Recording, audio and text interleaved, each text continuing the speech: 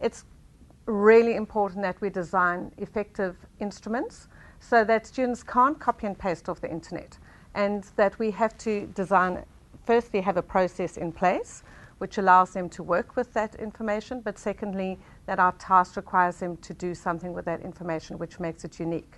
I take my understanding of the syllabus and the manner in which our school has applied that syllabus to our particular context, and we construct instruments.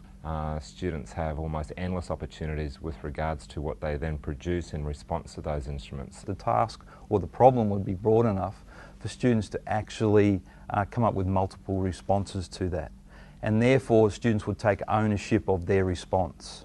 And again, that allows the teacher to then individualise the scaffolding for each particular student. In the assessment process, teachers can check in on students' work to ensure that it is their own work at various stages. So part of that process would be regular monitoring of that work in the classroom. So students meet with me regularly throughout the process to discuss firstly the formulation of ideas that they'll then go along and investigate, and then at key discussion points about those ideas. So students will be influenced by what they see on TV or in film, and they may adapt pieces from a professional or a produced piece of work. But it's been an appropriation that can be referenced. It's very easy for me to bring a student up to the front, sit down, go through their journal, and I can see immediately that it's their work. It's impossible in that kind of instance for students to be taking work from somewhere else. We're looking at building up the whole concept of the higher order thinking skills, the how and the why things happened, and then doing a lot of evaluation of your sources to make sure that they are reliable, accurate, credible, and that you have engaged really strongly with those. And then you move to the creation part where you're going to design something fresh or create something new, and in that way you're going to be able to authenticate that because you've got the whole process in place. Students own the process. In terms of our final task, it's quite an extensive, it's a very individual task, and the student owns that task. However, they require a mentor, if you will, along the way, who can bounce ideas off, who can give feedback to the student about the direction that that student will take in that final task.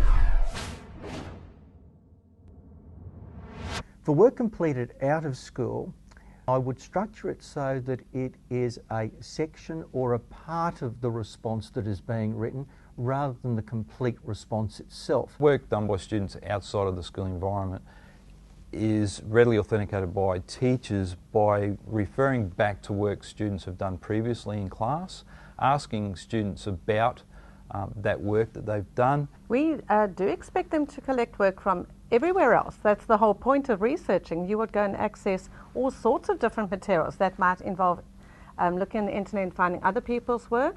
It might be talking to people. It might be sharing sources amongst each others. How do we authenticate the student work is what are they doing with it? They have to analyze, they have to evaluate, they have to actually reflect on that, and they have to feed it in to where they're going with that. Prior to the submission of work, the student and the teacher have worked so much together. There's been checkpoints along the way, there's been periods of consultation and negotiation, toing and froing between the teacher and the student.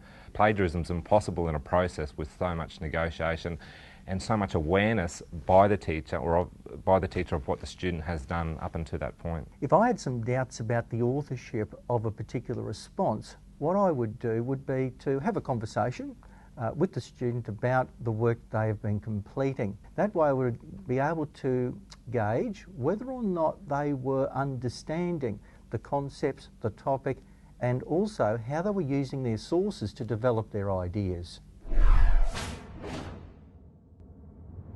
When part of the work's been plagiarised, the sense that I have is that I'm almost taking a marker to that part of the work and crossing it out and then reading the work as the students have then submitted it. What I would then do is not consider that as a part of the response when I make my judgment. And then I'll apply the standards to the remainder of the student text.